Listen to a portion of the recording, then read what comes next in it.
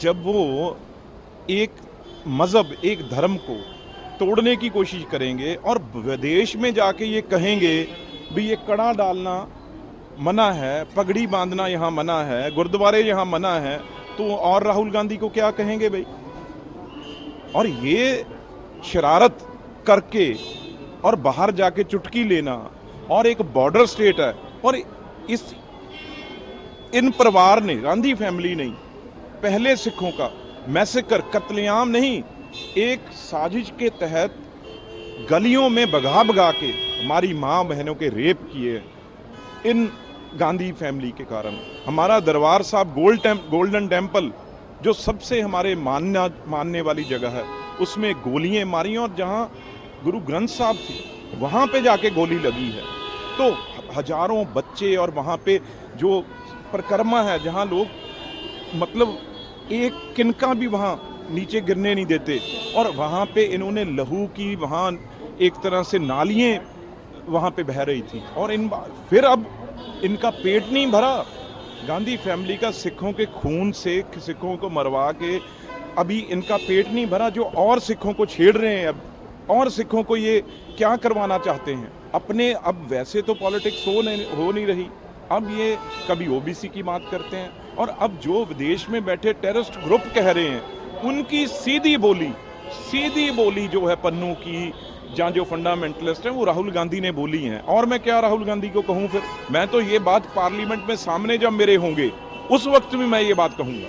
आज अरविंद केजरीवाल ने कहा कि वो 2 दिन के बाद इस्तीफा दे देंगे और दिल्ली के बीच जाएंगे, जब तक जनता उन्हें मैंडेट देके वर्डिक्ट देके नहीं बैठाएगी कुर्सी पर नहीं बैठेंगे। नहीं, अब देखो, एक बात तो है, उन्होंने मान लिया है भी मेरे पे जो आरोप हैं, क्योंकि जो कोर्ट ने ही मान लिया है, कोर्ट ने उनको कहा है भी आप जितनी देर, हम नहीं कहते ना सीएम हाउस जा सकते हैं, ना सीएम ऑफिस जा सकते हैं, ना सीएमओ की कोई भी महकमे की फाइल के ऊपर साइन कर सकते हैं।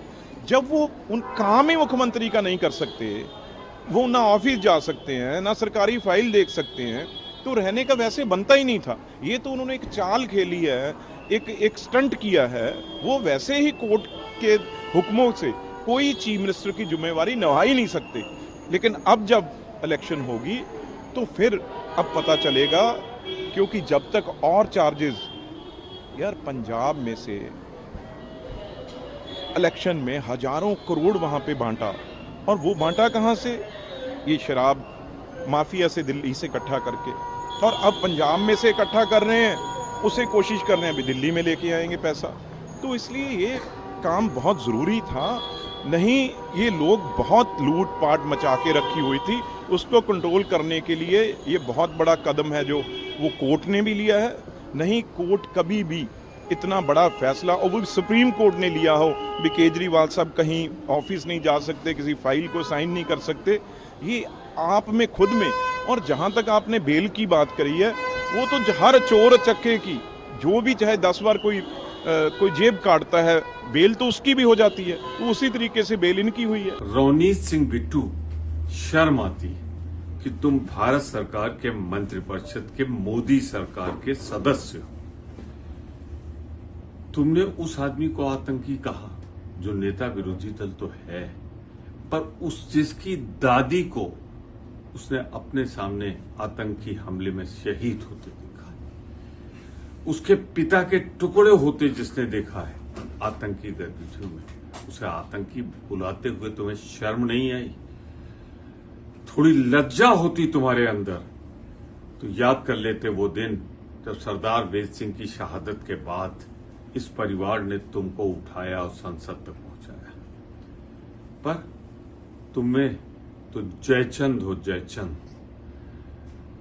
और अपनी गद्दारी की कीमत वसूल रहे हो भाजपा से। इसीलिए जब लोकसभा में पंजाब की जनता जो तुम्हें पहचानती थी उसने ठुकरा दिया, तो तुम्हें लाया गया बैकडोर से और मंत्री बनाया गया कि उस गांधी परिवार को वाली दो जिसका इतिहास शहादत से भरा पड़ा है, देश की आजादी के लिए कुर्बानियों से भरा पड़ा है।